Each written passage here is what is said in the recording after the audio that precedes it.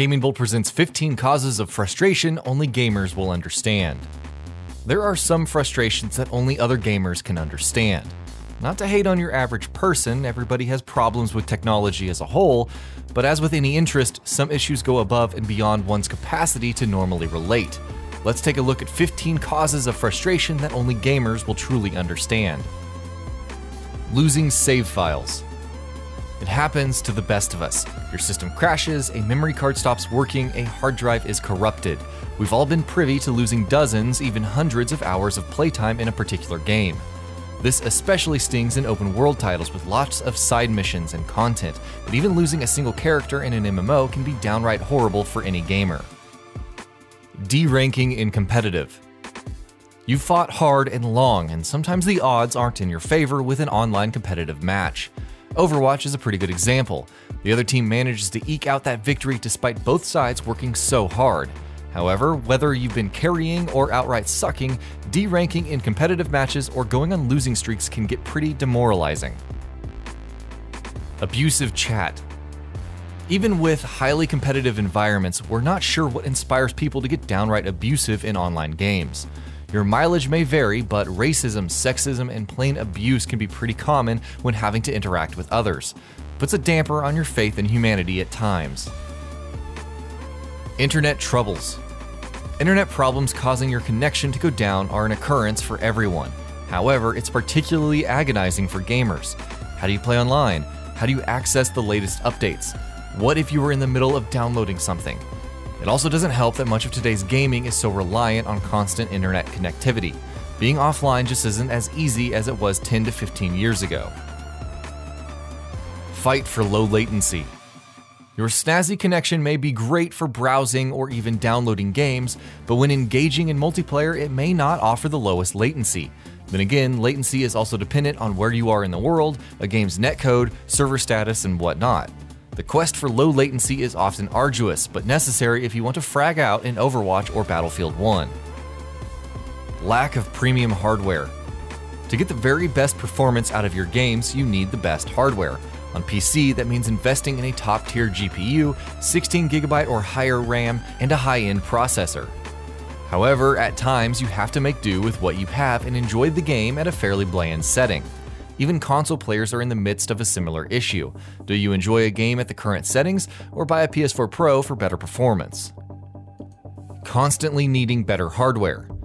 The other problem is that the cycle of new hardware purchases never really ends. Your latest graphics card could be outdated in the next 2 years, or at least succeeded by something better at roughly the same price. That constant need for better hardware just to have the best visuals can lead to great enthusiasm, or eventually descent into madness. Either way, it costs a lot of money. Unoptimized games. Of course, no matter how good your hardware is, at the end of the day, some games are just not properly optimized. Regardless of recommended specifications for the best experience, the game itself will fail to provide a stable frame rate at 1080p resolution with all of the settings turned on. It's all the more sad when a game's visuals seemingly do not warrant such a high-end hardware. Graphical downgrades. Look, we get it. When developers showcase their games for the first time, they have big aspirations. The game may be rendered in-engine to hype it up and get people more excited. Meanwhile, the developer is hard at work on optimization, getting the game as close to that vision as possible. It still sucks when you get hyped by one version of the game only to be showcased a graphically inferior one down the line. Missing features and content. Whenever we see games like Tom Clancy's The Division or Destiny in the early stages, there's always that possibility of being teased with content that won't be in the final game. Then there are mechanics that are outright missing, and the final experience being markedly different from what was promised. Well, at least Destiny the Taken King let us pay even more to go to Saturn. No biggie. Lack of time. Want to raid with your friends this Saturday? How about finally settling down and clearing your backlog? Unfortunately, you have to attend to family, friends, and any number of responsibilities. The lack of time to play video games is certainly a problem, especially after a stressful week where you just want to relax. Sadly, there's a finite amount of time to do everything, and games often have to be kept aside. Bugs.